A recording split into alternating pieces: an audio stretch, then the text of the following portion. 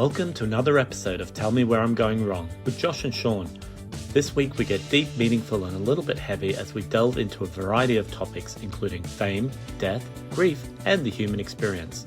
We share our thoughts on the afterlife and discuss the role of mediums in spirituality. We also try to answer the question we all ask ourselves, does death give meaning to life? Enjoy the ride.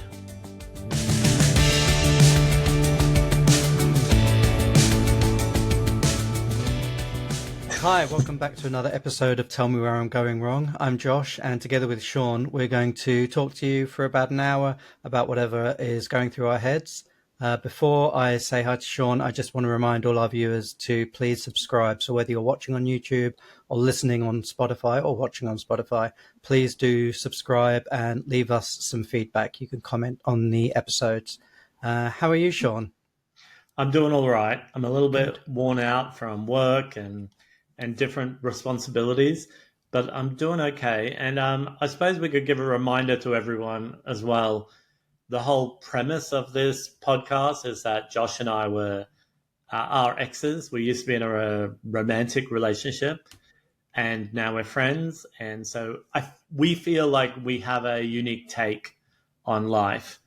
I'm sure everyone who has a podcast thinks they have a unique take on life, but I think it works well in that we can relate to a lot of our shared life experiences, because obviously not only being gay middle-aged men, or in your case approaching middle age. I don't know. When does I'm middle age? I think I'm middle age. I'm 48, so I think that's middle age. Okay, but we like a lot of similar things, but we've also both lived in the UK. You were born here. We both lived in Australia. I was born there. We've both lived in Mexico. So we've had a lot of shared life experiences. So we've got a rich tapestry. Yeah. So we can see life and its many complexities from the same sort of viewpoint, I suppose. And we can be empathetic with each other about how we feel about things that we experience, whether that's pop culture or politics or health. So yeah, it's great to be here again. I was just going to jump in and say you can, obviously you can go back if you haven't watched or listened to any of the previous episodes. You can go back and check them out where we talk more in the first one, I think, but we do talk a lot about how our relationship evolved from a romantic relationship to being good friends. And you can go back and listen. But yeah, I think just to sort of reiterate what Sean was saying, having somebody so close to you, to know somebody so intimately, it provides you with an interesting reflection on sort of everything that's going on in your life, because somebody who knows your history so well and knows your sort of makeup, your intelligence, your emotional makeup, your all of your mental health issues, etc. So it's to have that accountability also, as well as that companionship, but that accountability. So you can go back and listen to a bit more of that in previous episodes. But I'm actually not sure we do have a unique take on anything. And does anyone really have a unique take? Well, I think from what we've just described, that we're both middle-aged gay men. We were in a relationship for 20 years, roughly. We're still friends. We've lived in different continents together and separately. I don't know if I know many people like that who have had a similar experience. There must be loads. But yeah, okay. Until another podcast comes along.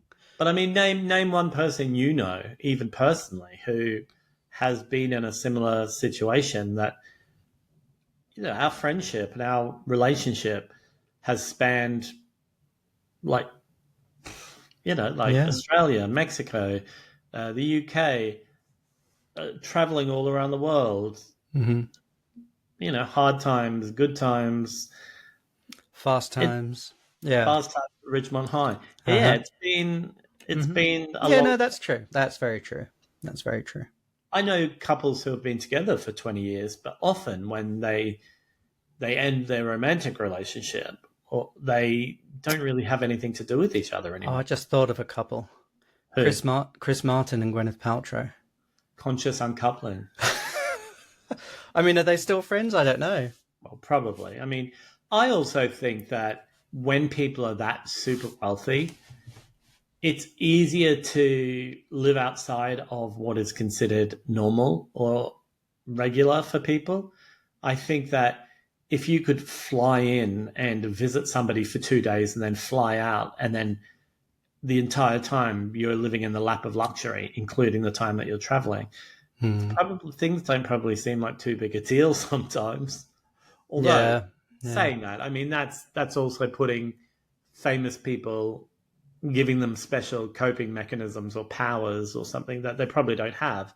But I do think that money Well, and yeah, comfort no, not makes just things a lot not just easier. money, not just money. Like I think that not I'm not just thinking about our relationship, the breakdown of our relationship, but other relationships I've been in. It does the sort of the everyday stresses can really compound difficult times in a relationship if you don't have the means to get some space. And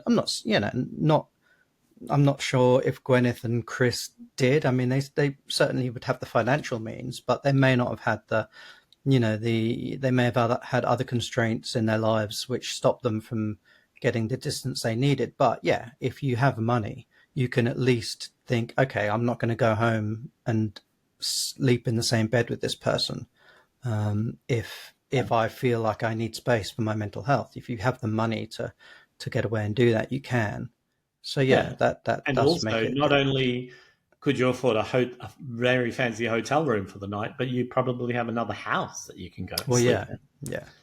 yeah, yeah. Some people might say that Gwyneth and Chris didn't have the range, Sue.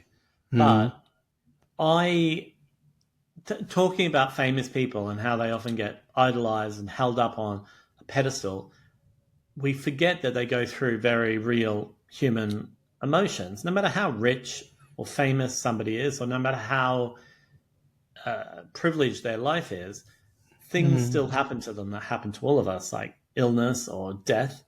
And in the news yesterday was the fact that one of Madonna's siblings died, and his name is Christopher. And Christopher was 63 years old, I think. But for Madonna, who we kind of look at, especially people our generation, we kind of look at Madonna as untouchable, as mm. in like she's not immortal. Normal things don't happen to Madonna. She's outside the realm of normal everyday life. But for her, in the last, well, her stepmother died very recently, Just a few months ago, yeah. and then her another brother of hers died last year. Mm. And of course, famously, her mother died when she was only 6 years old or 5 years old. And no matter how much money you've got, I don't know if Madonna's a billionaire or not, but she's certainly extremely wealthy. She's wealthy, yeah, yeah. I mean, beyond wealthy. I mean, she's uber rich, right? Like she Mm. lives beyond the realms of what the majority of people on the planet will ever know when it comes to money and security. Mm. She still has to go through that trauma of like a brother who she was very close to for a lot of her life Mm. dying, her living with the grief of her mother dying when she was very young, and then Mm. what that means for a stepmother that she had a admittedly thorny relationship with pass away as well. And a lot of these people dying from similar things, so cancer Mm. or some form Well, of cancer. and plus Madonna had her own health scare last year, wasn't it?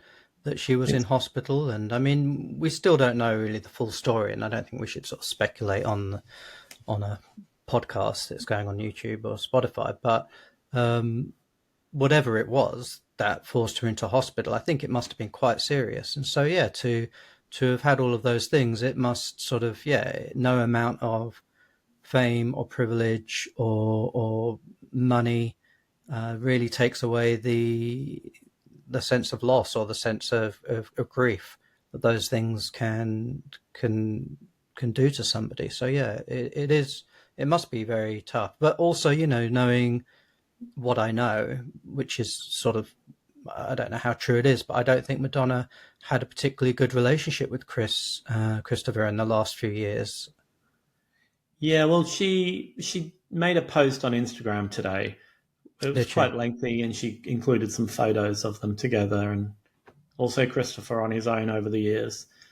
And she talked about how important he was to her, and Hmm. how they was sort of the outsiders in their family, and him being queer, and them going to New York. She went to New York, and he followed, and they were both dancers. Like, he was featured in some of her early performances. He was in the Lucky Mm. Star video, and then he became a designer, and he started to do some work around her graphic design. Like, do you remember the 12-inch or The the Like a Prayer like 12 a prayer inch. sleeve was Yeah, based that on was that his. painting of Yeah. his? Hmm. And then he decorated her apartment or her mansion or whatever it was in New York, her penthouse.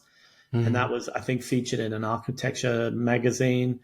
He was, I think, the creative director or designer for the Blind Ambition tour. Yeah, it was an artistic director or something. Yeah, and then for the Girly Show And he World was in, Tour, of he course, he was in the film a lot, Truth or Dare or In Bed oh, with Truth or Madonna, Dare. depending on which Yeah, and then market. when it stepped up to the Girly Show tour in '93, he was he was credited as being the creator, the director, the artistically everything for the Girly Show tour. Mm. And so they had an incredibly close relationship from, well, obviously from when they were children, but when they both were struggling in New York from those early days of Madonna's career right through into the late 90s, I think. And I think, I haven't read his book, but he wrote a book after they had kind of fallen out.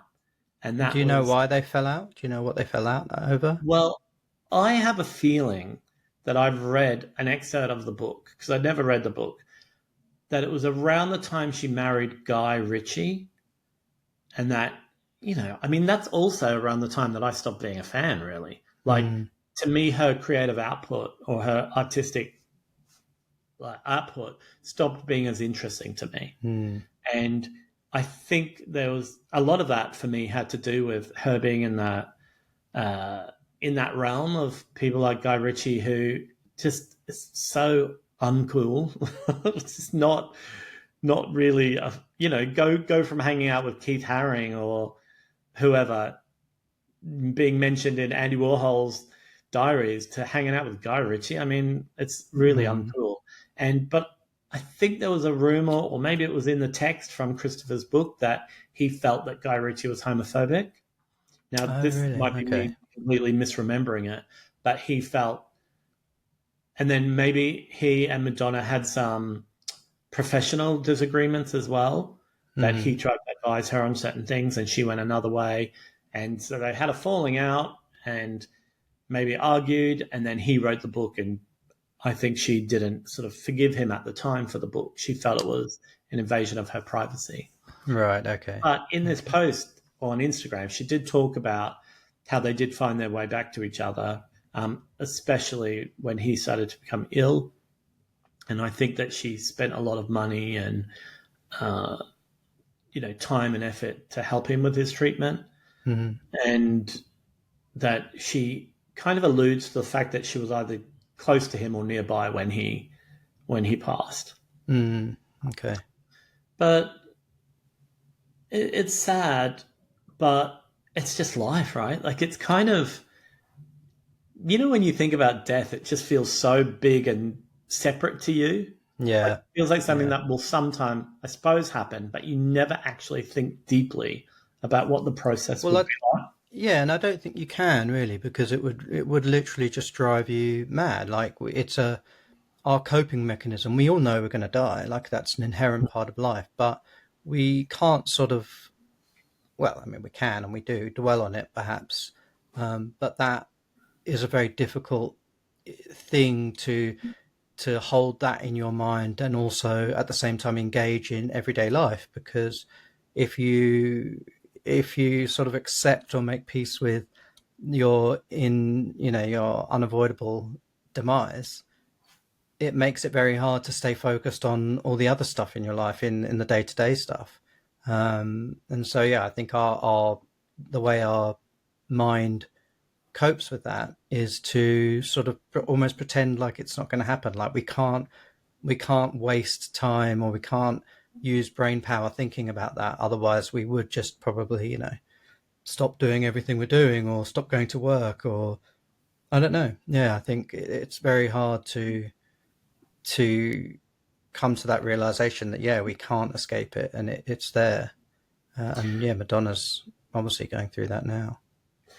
How we're sort of getting into that age now where people that maybe not personally know, but people who have been in our orbit, especially from a pop culture point of view, like even someone like Christopher, Madonna's brother, Hmm. I've known about him since I was a teenager. So he's now died from a disease that happens to people usually when they get older. Mm. And it is a really weird thing. Or like when Prince died years ago, or George Michael, or David Bowie, or Tina Turner, or Sinead O'Connor. I know some Mm. of these people died a lot younger than you would imagine they were going to, but we're still now coming into that part of our life where people are dying with more regularity. Do you ever, this might be a bit heavy for the pod, but how do you, well, who's the closest person in your life that's not a celebrity that has died in your lifetime that you've had to deal with? Um, well, I think there's been a few. I mean, I've been fortunate in that in recent years there haven't been many. But when I was young, there was a sort of a period where um, my mum's, a very close friend of my mum's, died, and my mum's sister died as well, just a year I think before that, and both my grandmas died. My One of my granddads died when I was really young. I don't remember him really, and my other one I had very little to do with. But when my grandmas died, um, but while you were talking just then, I was thinking I have two people in my sort of, they're not friends really, but two people in my sort of social circle at the moment who are our age, sort of late 40s, maybe 50, um, who have terminal cancer. So it is, and that has really brought it home to me. And I don't want to appear like a sort of grief vulture. They're not my friends, so to speak, but they are people who I know of and have spent some time with. One of them in particular, he and I are both godfathers to the same daughter of our mutual friend, and so it is really, really.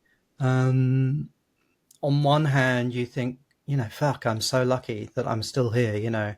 There are so many things that could have gotten me. There are um, so many opportunities for life to sort of, be taken away. But yeah, it has really brought it home recently, actually, just how easy it is not to value and not to take stock and be, I don't want to be like a cliche, but just to be grateful, to be thankful for um, the things that we do have, because we spend so much time focusing on the things we don't have, or the things that we don't like about our lives or about our bodies, or and there are so many things that we do have the opportunity to be grateful for.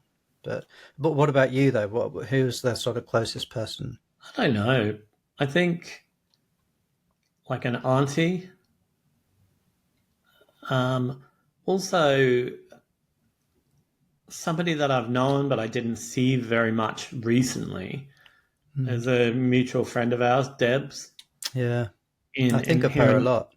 in London, and I. It's strange when you don't see somebody. You might even only see them once a year, Hmm. but then suddenly they are no longer alive. Yeah, It's a very strange concept, isn't it? yeah. That somebody just doesn't exist anymore. That's, I Mm. think, what people find so terrifying about death in one part is, well, I think for a lot of people, they're scared of the suffering that might go along with death, but Mm. also Yeah. that fear of not existing anymore. It's such a bizarre concept that your brain and your thoughts and your whole ego and your whole idea of what existence is stops. And that's it. Or does it? Well, what do you You know, think? and this is it. Like, I don't think anyone can really have a definitive answer on that. But I remain open to the possibility that something.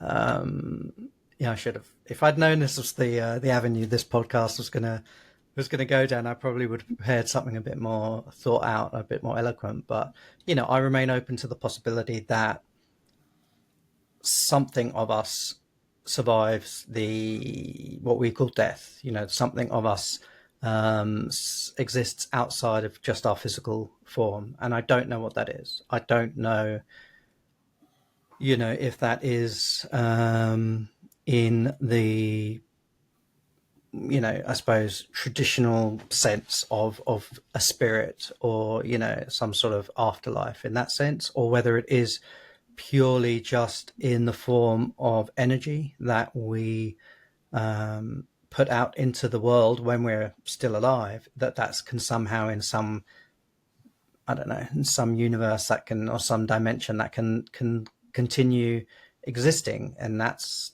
what goes on. I don't know. But do you think if that is the way that happens, that's true for every single person that's ever lived in history? Like, do you think there are like prehistoric people whose energy is still bouncing around? Do you think Shakespeare's energy is still bouncing around? Do you think the captain of the Titanic is still bouncing around? Well, yes, and if and that's what I'm saying. I don't know. No one really knows. I don't think, but I think if that theory is true, then yeah, it would be true for everyone. It wouldn't just be like select people. Um, So how many? and I don't think it's any different for animals either. Like, and humans are animals, and I don't think there's um, scientifically there's no real distinction between the spirit or the soul of an animal and a human, surely. So, well, not in But my does a mind. In some soul, does a people's. soul or a spirit even exist? Well, I don't know. This is the $1 million question. Um, But what if? Do you think that you maybe have these thoughts because it helps negate fears about not existing? Do you think humans go through this process of yeah, trying to understand or rationalize the unknown because of the fear of it? yeah, definitely. And if you were going to, start from scratch, start society from scratch all over again, I think people probably would come up with a similar explanation, or a similar belief system, in order to lessen the blow of existence. That one day it's over. And I don't know, and this is what I mean. I have had different beliefs at different periods of my life, and I've had some experiences which have led me to think that there is some kind of post-death existence of energy or spirit or soul or whatever. But I don't have definitive proof, and I don't think anyone does. No, and not like when I say I don't know, it's because I don't know. But I feel that there's nothing else. Like I Mm. feel it just ends. I feel that science, as a understanding, like as a construct, Mm-hmm. helps us understand how we are physically here. Mm-hmm. I think the physiological makeup of our bodies and our brains create thought and imagination. Mm-hmm. And then I think that when that physical shell dies, the thoughts, imagination, and the imagined soul also die.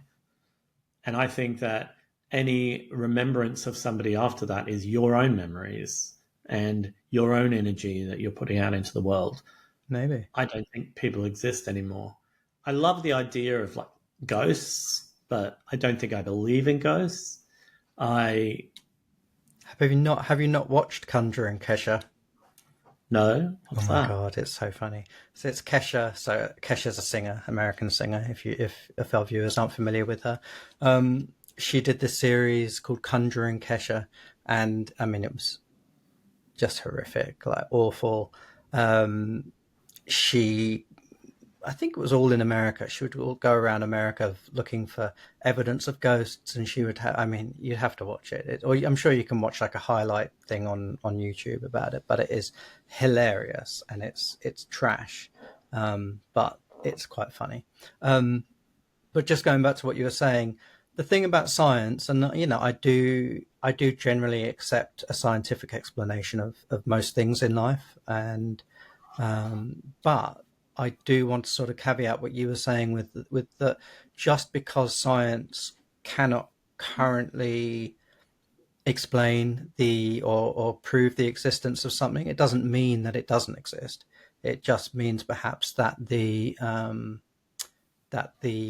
science or the technology or something has not come along yet that can prove or disprove the existence of these things. So, I agree with what you're saying, but I do think it's important to note that science is a constantly evolving tool that we have at our disposal, and it may or may not prove the existence of something in the future that we can't in the present.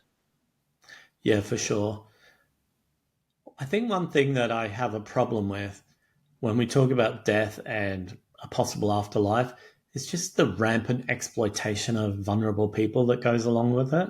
Mm-hmm. That, people who are grief stricken or upset or at risk often get taken advantage of by people who want to take their money.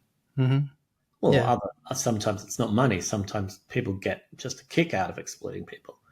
But that to me makes me wary of even going down those roads of discussion because it just often leads to people being exploited. Mm. Mm. I mean, you've been to see psychic mediums and people, haven't you? What have you ever had a situation where you've just thought this person has no concept of what they're talking about?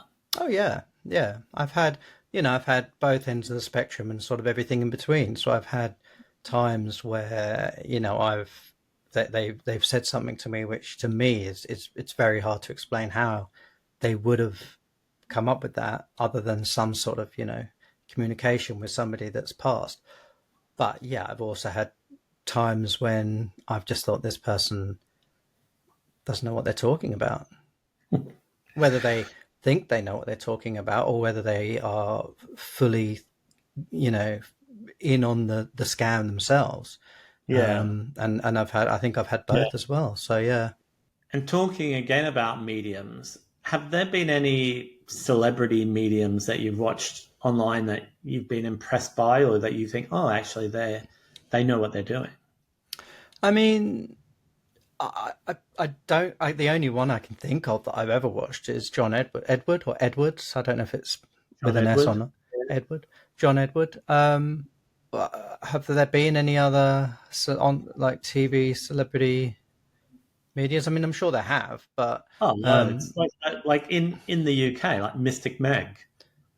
but did she have a TV show? Didn't But she? she was an Didn't astrologer, wasn't she? She wasn't a psychic oh medium, I don't think. was she? Yeah, Um, but there are quite a few in the UK who I've not. most of them were exposed as being liars Oh or yeah, performers.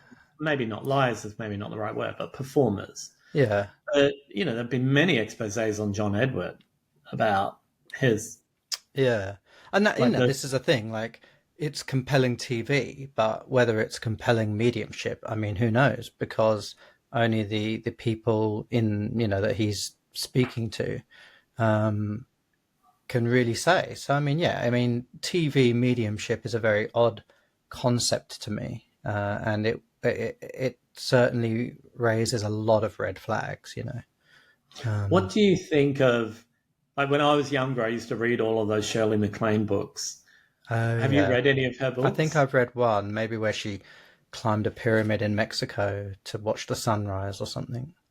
But I don't know. she would have full spiritual, medium, extra, almost extraterrestrial experiences where she witnessed somebody doing like surgery with just their hands, where they reached in and pulled some a tumor or something out of somebody's body and they didn't need to Yeah, cut or sew it up. And yeah. that to me obviously is wild. I mean, I really enjoyed reading her books when I was younger. I took a lot out of them. There was something about it, but I love Shirley MacLaine. Like, I think she's a very talented performer and entertainer. I love, love, love Sweet Charity. It would be in my top five movies probably of all time. But it is so ludicrous, some of the stuff she would write about. And she really got ridiculed for it as well. I mean, it was a big Mm, running joke in the 80s and early 90s that, people would say things, oh, she's a crackpot, or like all sorts of nasty things about her. But what do you think about that sort of thing? Or someone like Rosemary Altea, who mm. wrote very spiritual books about mediums and spirit guides. How do you feel about that? I, I I'm very interested in it. I'm very interested in alternative explanations of our universe. And again, I remain open to the possibility of things existing that maybe can't be explained by current science or scientific theory. But obviously, you do start to get a little sort of skeptical when you think about, you know, somebody removing a tumor without, surgery and stuff like that. It just seems, it just seems like, and we've spoken about this on the podcast before, actually, about people wanting fantastical fantastical solutions or fantastical answers to what is in reality a much more complex problem or a complex question that people have, and perhaps this is just another example of that that of course wouldn't it be great if there was a natural remedy, or some shaman you could go and see in the Amazon or something, who could perform, remove your tumor without surgery. I mean, it all just seems so ridiculous when you sort of say it out loud. And of course, it's going to be seen as very as preying on the vulnerable and an opportunistic thing. But who knows? Who actually knows? But what Maybe do you Shirley think, right? MacLaine knew. Obviously, if someone like John Edward or Rosemary Altea make money from it, Mm, how do you think you get into that form of entertainment? Like, what mm, happens to you that I know, like back in the olden days with carnival hucksters and people who used to pretend to do miracles, often their children would get into that line of work as well. They would learn the secrets and the tricks and the magic parlor tricks. mm, But how does somebody like, I don't know, Rosemary Altea or John Edward, I mean, they have stories about how somebody came to them and told them they had the gift mm. and that they had to, but they're lying. Like, I don't believe that John Edward believes that he has the gift. He has producers on that show that fish information out of guests in the audience and give it to him, and he knows that he does that. But So that's not to say he doesn't believe he has a gift, though. I mean, only he knows yeah, that. a gift of tricking people, like a gift of, he would stand there and say, a voice is telling me that you had a club sandwich before you came here, blah, blah, blah. Somebody got that information, you know, because what they would do in those scenarios with that TV show, they would have people stood in the crowd pretending to be audience members, and Yeah, they I've keep heard that. they, I've heard they that. keep them in like waiting rooms, and they Mm. just strike up conversations. Oh, I just came from a wonderful restaurant, and I had this blah blah blah, and the other person will say, "Oh yeah, well I had a turkey club sandwich," Yeah, and but think nothing of it. I hear what you're saying, but I think this is the problem. It's like, well, I've seen various mediums, over the years, and sometimes they've said very compelling things. Sometimes it's been the exact opposite. It's been just a load of rubbish. And if just for argument's sake we were to accept that some people do have a gift of communicating with, the spirit, or whatever we want to call it, whatever terminology we want to use. If we accept for a second that that is true, that some people do it, they're not going to be able to do that on demand or on cue every time it's asked of them. So you could be, to play devil's advocate, you could say, well, the producers of that show were just doing that in case, because maybe when they did some tests, some a pilot episode or something, maybe it wasn't as compelling as they'd hoped, because if John Edward does have this gift, it might not be something he can draw on all of the time or with every person that he meets. And so, Yeah. you could say that the producers were just doing that to ensure that they didn't waste money. And, it's a very problematic thing to make a TV show or to monetize in general. I think, if you have a gift like that and if you believe it's true, that's great and good for you. But trying to monetize it, I mean, one of the best mediums I ever saw, or one of the most convincing, if you like, didn't take money. She refused to take money. And Yeah. that, and that's not to say, I mean, we live in a capitalist system. Of course, you have to make money. I mean, you have to pay the bills and you have to buy food and clothes and everything. But I wouldn't resent somebody for trying to make money if they whatever talents they have. But yeah, to make a TV show just does seem a bit Yeah. on the But nose. also, the major I would say, even if you were under the, like, even if you thought mediums were sometimes real, I would think that you would have to believe that the majority of mediums are fake. Like they're pretending to get money or attention. Um, I don't know. I I don't don't know the think answer that, to that. Yeah, like, I mean, do you think John Edwards is for real or do you think he's a fake? I don't really know. I don't. I question his motivation for making a TV show.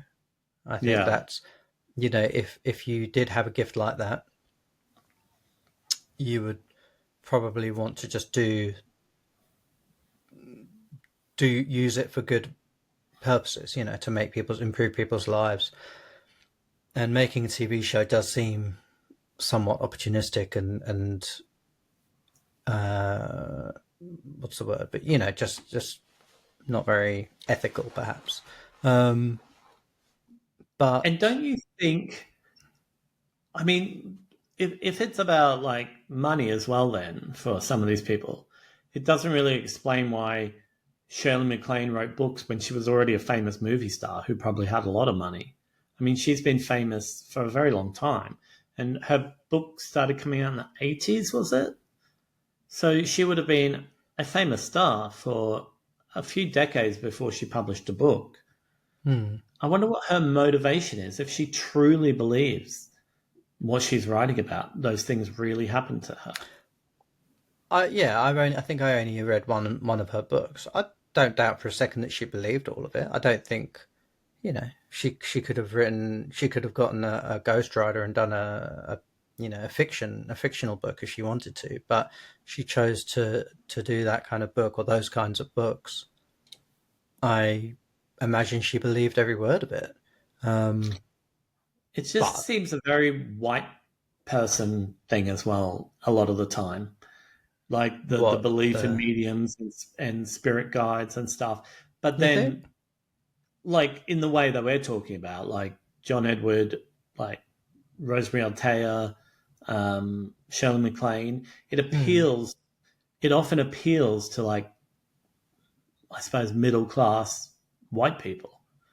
And I suppose it's a sense of meaning, like a lot of the way people turn to religion, organized religion for a sense of Yeah, I don't reason know. or I don't know purpose. if that's necessarily true, and I don't think either of us are that qualified to talk about, perhaps other people's experience and other cultures. But I think there is a strong, maybe it's an easy or a bit of a cliche to use, but if you look at something like like voodoo stuff in the sort of south of the US, like, and that's rooted very much in a sort of African and Caribbean culture, Yeah, um, and that has a strong belief in spirituality in a different way, perhaps, than a sort of white Western Judeo-Christian perspective,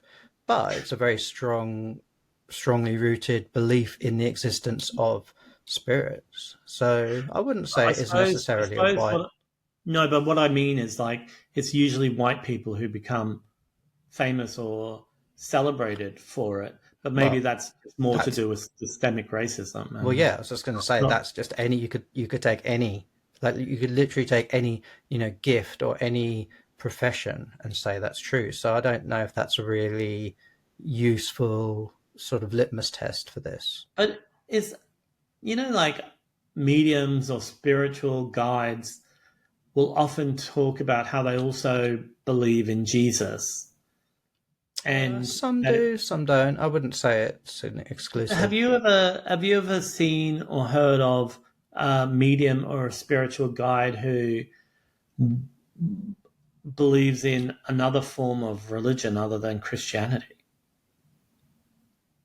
Like, have you seen any Um, celebrated mediums who not maybe believe in, I don't know, Buddhism or Islam or. not knowingly, but I've never. I mean, I haven't asked every medium I've seen what their religious affiliations or beliefs are, um, but yeah, I don't I know. I'm sure they must exist. It must be Because Muslim I mediums and. don't, like, as an atheist, I don't believe in God or Jesus. I'm not saying I don't know who Jesus ever was, if they ever existed, whatever, but it's not a spiritual framework for me. Like, I don't believe in that, and I think the Bible is just a made up story. I think most all religions are just made up. They're a Hmm. way of thinking and contextualizing life. So for me, when somebody who says that they have access to another realm or another way of seeing the universe still says that they know that Jesus was real or God is real, that makes me think, oh, well, they're just full of it. Because, Hmm. Hmm. like, yeah, to me, it just proves that they are a fake. Yeah. Like, Well, I'd be more likely to believe someone who said, I talk to spirits and, oh, by the way, there's no God. right. Okay. Okay. How But do you yeah, feel I about that mean, when I when, mean, when I media are religious as well? I think that I have a very skeptical view of religion, organized religion. I don't think there's anything inherently wrong with spirituality or faith if it is used for good, and that is to provide comfort and healing and community and joy and everything for people. But when it's obviously used to extol hate on people, or people of different faiths or different countries and stuff like that, then I think that's a really, really evil, or really maybe evil's not the right word to use in this context, but really it's a bad thing. But I do, I do, again, sort of wonder whether in the future, I'm just trying to like think of how I'm going to say this without sounding like a total Shirley MacLaine, but whether the existence or lack of existence of God, for lack of a better word, or some sort of spiritual collective, perhaps, might be able to be explained in better terms Like, more by, scientifically? yeah, yeah, possibly, that, and that, again, that's what I mean. I don't subscribe to any religion. I don't think I ever will.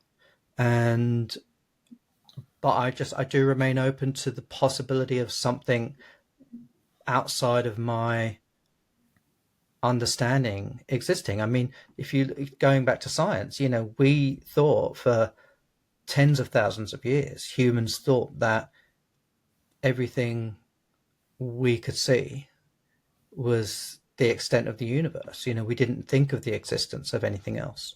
And science continually shows us new, new information, new aspects of the universe which we still don't know. And the very, you know, we are limited by our physical being, our physical brain. It's very hard for our human brains to comfortably hold the knowledge that the universe is infinite and it just goes on and on and on and on and Do you, never is it ends. is it in the movie Close Encounters of the Third Kind? Is that the movie, or is it another movie about aliens where the aliens come and they give people a choice? You can be sort of absorbed into our consciousness and Hmm. travel every known facet of the universe and beyond and know everything. Hmm. Everything there is to know about the universe and beyond and other universes, everything. But you can never come back. You'll never see anybody you know Oh, again. Is that 30 Close Encounters or was it? is it something Or was it else? Contact? I don't know. Yeah, I don't know. And I don't know my. like, what would you do in that situation? If somebody said you need to go, you need to make the choice to go. And I think the tantalizing bit of it was that you would never know sort of pain or sorrow or anxiety or anything that is tethered to your earthly body that is a Right, result of you being human. You wouldn't right. have to have those experiences, and your mind and your whole understanding would just be so expansive that you would be at peace all the time. But then that was your eternity. But then it didn't matter to you if it was your eternity or not. There was no boredom. There was no. Hmm. Do you think you would go? I don't know. I don't. It's it's And very if hard to not, contemplate. What about why? you? What about you? I just Probably I would. feel that to me is that's kind of what I think death could be. This infinite, joyous adventure. But I still feel like I have stuff left to do on Earth first. But anyway, what about you? What would you do? Probably. And I mean, my obvious first reaction is to say, oh, well, could I take Hill with me or somebody else? But then the premise of it was you would all stop existing being your individual Yeah, egos so that it wouldn't matter, right? yeah. But even that, my stupid human brain would be like, I don't want to leave somebody behind, or I don't want someone else to feel the grief of me leaving. Mm, That's how futile we are as a species, that mm, we can't think of a higher purpose if there was one offered to us because we're so tethered to our earthly surroundings and the demands of our everyday. mm. Did you ever watch the full series of The Good Place?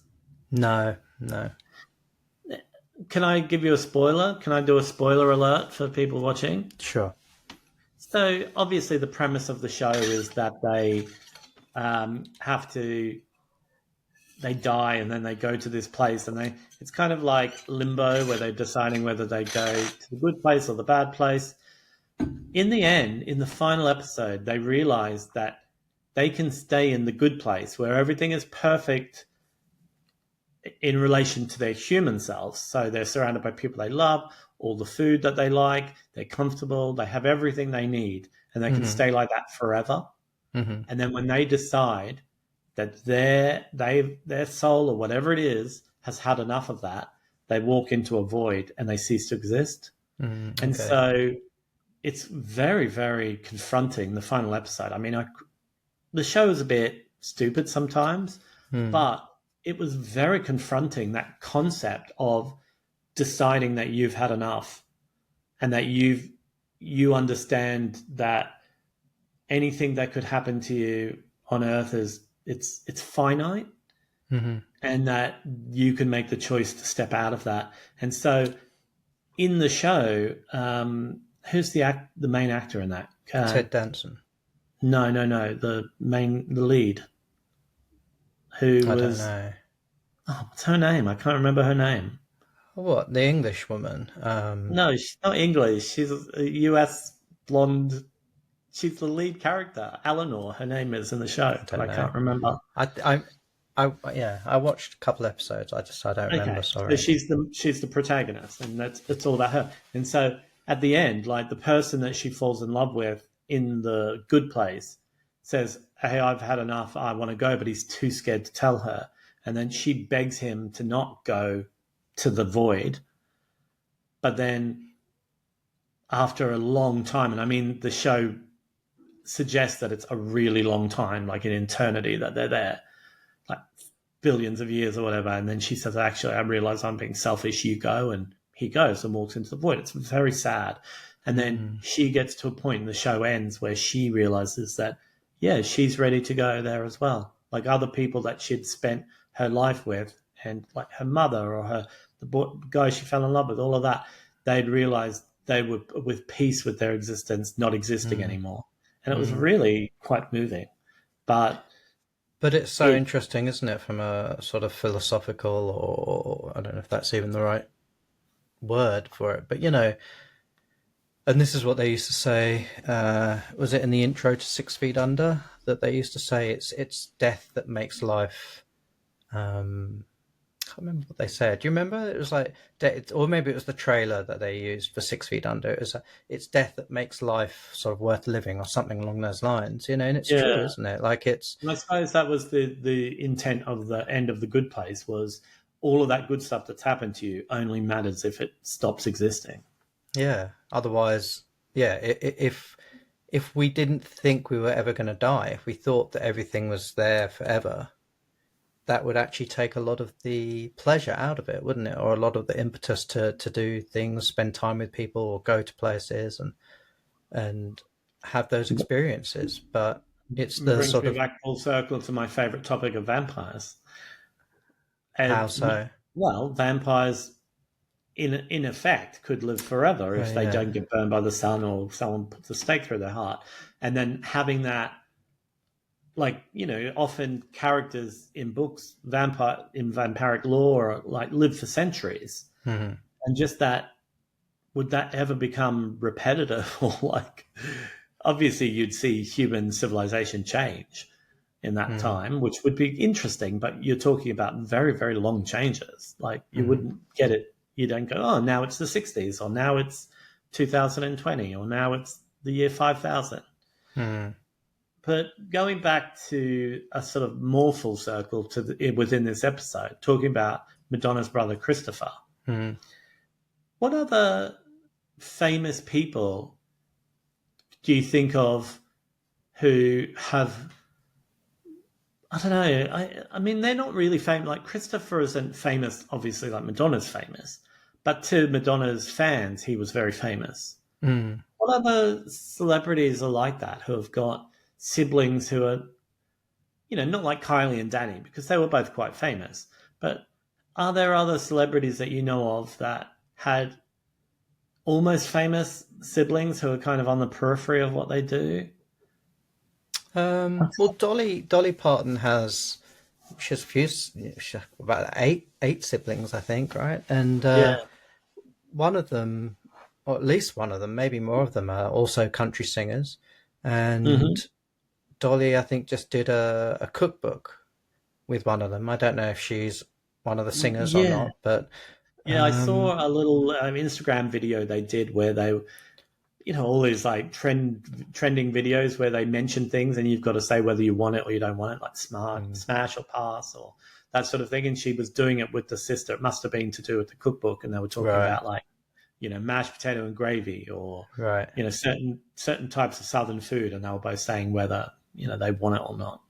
Okay. But how weird would it be to, or like with Madonna, like, do you remember her sister who was on a TV show, on a talk show in the 90s, was it? Or the late 80s? Was it Paula? Who Don't remember that. it was like something like not Oprah or Sally Jesse Raphael or something like that. And they had like celebrity siblings Oh, on right. Okay. this panel, and she was on there talking about Madonna. Ah. And it was really interesting. And but Do you remember when we saw which of Madonna's sister did we see? Who was the one that was married to Joe Henry, or still is married to Joe Henry? I think. it Was could it be her. I don't Melanie? know. Melanie? Melanie. Oh, Melanie. Yeah. Remember we saw her. We went to that Joe Henry gig and we saw her in the sitting at that table, and it was funny because she didn't really look like Madonna except in profile. When she turned to Yeah. the side, She was it on the looked front, exactly like Madonna, and it was really odd, wasn't it? It was. yeah. But imagine that kind of fame overshadowing every element of your life. Like you're Mm, going to watch your husband perform at a gig to 55 people or whatever it was inside Largo, mm. and there are two fat queens in the corner going, "Oh my god, looks like Madonna, looks like Madonna."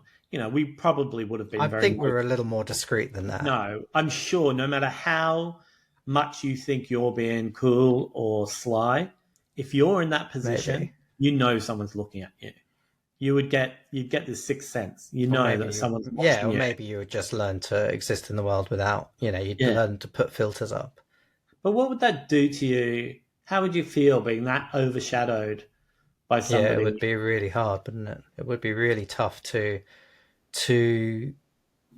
feel an agency over your own life when you're constantly held up in relation to your whatever sibling, parent, whatever.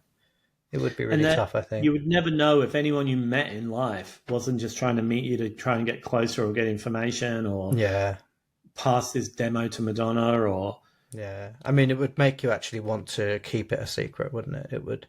You'd be yeah, very selective with who you told, I think. yeah. And I think Madonna is an extreme example because yeah, obviously she's one of the most famous people on the planet.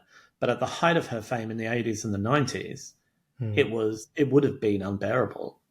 Yeah. Madonna would have been surrounded by security but her family aren't. And Hmm. imagine walking around, I don't know, a supermarket in Michigan and people following you around. Or what happened Hmm. with Chapel Roan, saying people show up outside her grandparents' house, or Hmm. just such a weird concept. And then there's obviously siblings who become famous as well, but there's always tends to be the most famous Yeah. sibling. Yeah. And we've spoken, Right. we've Yeah, spoken like about Kylie and Danny a Michael, lot. yeah, Kylie and Danny, Michael and everyone else in that family. Oh, I was Um, like, Michael who? Sorry, yeah. Took me a minute. uh, Yeah. Um, Beyonce. yeah. Yeah. Who else? That's it. It just it goes that way, Well, doesn't what it?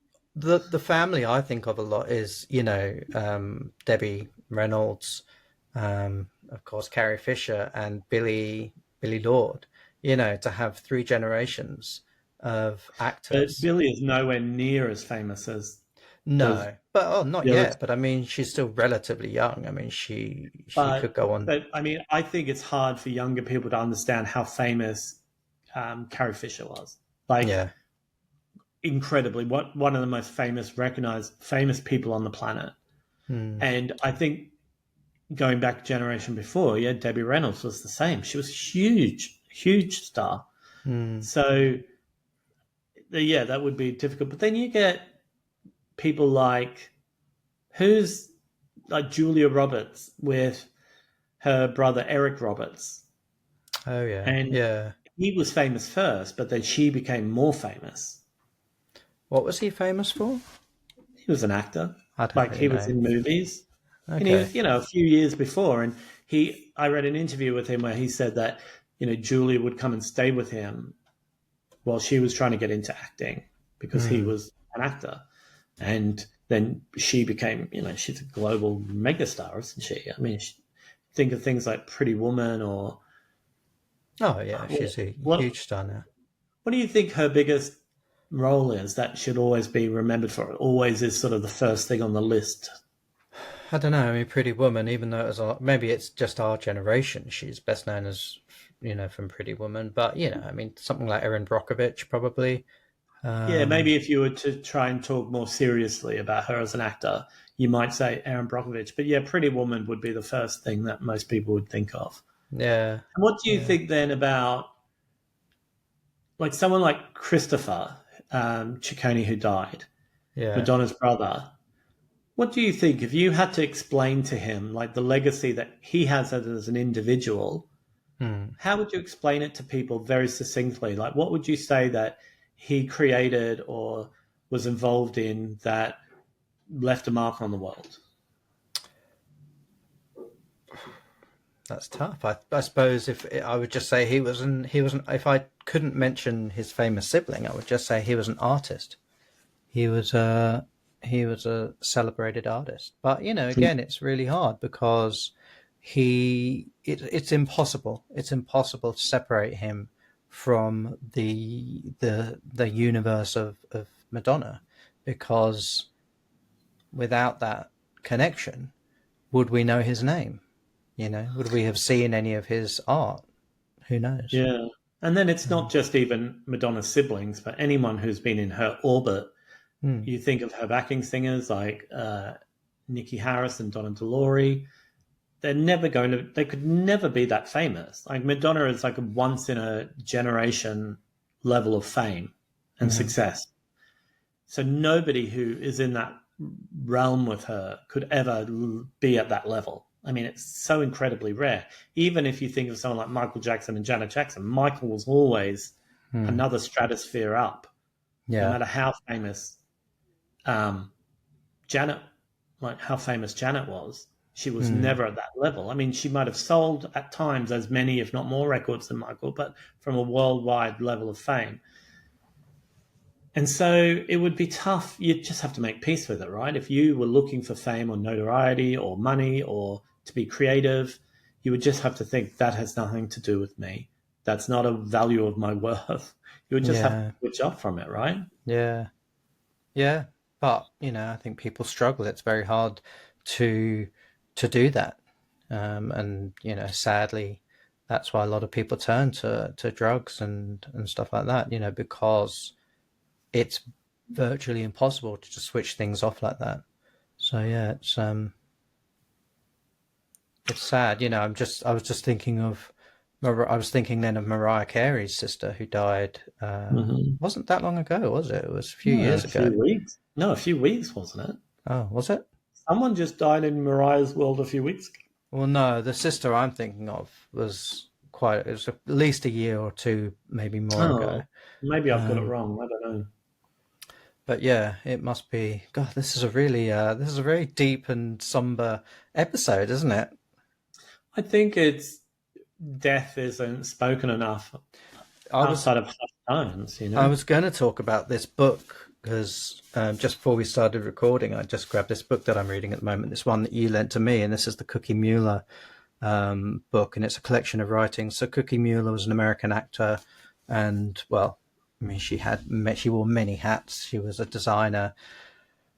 She was an American woman who became most famous, I think, for being in a few of John Waters' films. So she was from Baltimore and was in some of his earlier films. And I haven't finished the book yet, but just I'm about three-quarters of the way through, and I was just saying to you yesterday, wasn't I, that it's making me very sad because she lived this sort of hedonistic life, and there, she would wake up in the morning, go to the post office, and meet someone in the post office who would invite her on her yacht, and she'd be in like Jamaica 2 weeks later, and end up living there for a year, or stories like that. It was, and of course there was so many drugs involved, and it's also Yeah. hedonistic, and it's I don't know, I haven't reached the end of the book yet, but so far it's starting to strike me as this real sort of this inherent sadness in it, because there's this constant quest for adventure, this search for meaning and search for excitement, which I think ultimately led to her early or untimely death. But then you think, well, maybe that's exactly the way she wanted to live. Maybe she didn't want to get old. Maybe she wanted to just have that whimsical, adventurous life. Or And maybe it doesn't matter what any of us want. Life well, is yeah. just circumstance and it happens to us whether we plan things or not. When I read that Cookie Mueller book, it was sad. It was also interesting. I Mm, found it's very fascinating. Oh, fascinating. her descriptions, particularly of like New York City, in the 70s and early 80s. It's And so interesting. The whole John Waters Dreamland gang, and I'm very Mm. interested in that. But it My also made favorite me, story so far, sorry, just as a quick aside, my favorite story so far is when her and Divine, Glenn Milstead, were living in Provincetown. And it was in the middle of winter, I think. And they were going, I think they were going thrift shopping in another town. They were driving there. And for some reason, they owned this like minibus at the time, and it was the middle of winter, and it obviously gets really cold there. And so they were driving to this town to go to the thrift stores, and the bus skidded and came off the road and landed up on its side, and they were relatively unhurt. And so they got out of the bus, and she said that Divine, I mean, she refers to him as Divine in this, whether he was just dressed up as Divine or if he was just Glenn Milstead at the time. But she tells the story of how Divine just single-handedly lifted the entire bus and flipped it back onto its wheels. yeah, I mean, it just seems so. It's like the Shirley MacLaine book in a way. It just seems so unbelievable. all that bit in the Dolly Parton book about where she went on that mystical car journey. Yeah, That'll yeah, have to be another story. I mean, we could do a yeah. whole episode on Dolly as well. We could. But Yeah, yeah. reading that Cookie Mueller book, it reminded me a lot of the feelings I get when I watch Paris is Burning, Mm, and it affects me in the same way. And so maybe we probably should wrap up now, but it mm, it got me thinking of that quote. We're talking about the meaning of life, and should we step into the void, and when does life matter, and the meaning of life, and all of that. But from Paris is Burning, that Dorian Corey quote, where she says, if you shoot an arrow and it goes real sometimes high. you. Yeah, No, she says, if you shoot an arrow and it goes real high, hooray for you. yeah, And yeah. that's it. Maybe that's just the meaning of life. Like whatever happens to you on the way to the void is the meaning of life. But you got to shoot those arrows, right? Because if you don't shoot those Yeah. arrows, But then if you don't, that's what happens as well, and it's just the way it is until there's nothing. and death gives us meaning. Because if we had Well, no time limit, if we had eternity to figure stuff out, well, then maybe birth or how we come into the world is one bookend, and death is the other bookend, and that's just it. Whatever happens in between is just the way that just circumstance. Anyway, well, anyway, wrapping up, I do want to quickly mention this is like this is the shittest segue ever. I do want to quickly mention before we go my new single. wow. I'm shooting it at. I'm Hooray for shooting an you. arrow. I'm shooting an arrow. Hooray for My you. new single Over Again is now live on all streaming platforms. So please do listen to it, stream it. Please add it to your playlists. That I think really helps with the Spotify algorithm. So And I tell Josh to do this every episode, but he is going to put a link to the song in the description of this video. Well, I'm And then going to put a link to our theme song in the description of the video. But yeah, I can link because to. you make the new one, you should put the link to the new one as well. Okay, all right. Yeah. Maybe I'll just Or do you've a only link got 2 songs on Spotify. You could just link to your artist to page. my Spotify. Yeah, good idea. Yeah. So we are going to come back next week with a special episode all about Halloween. So if you're interested in Halloween, even if you're not, I'm sure we'll talk about other things as well.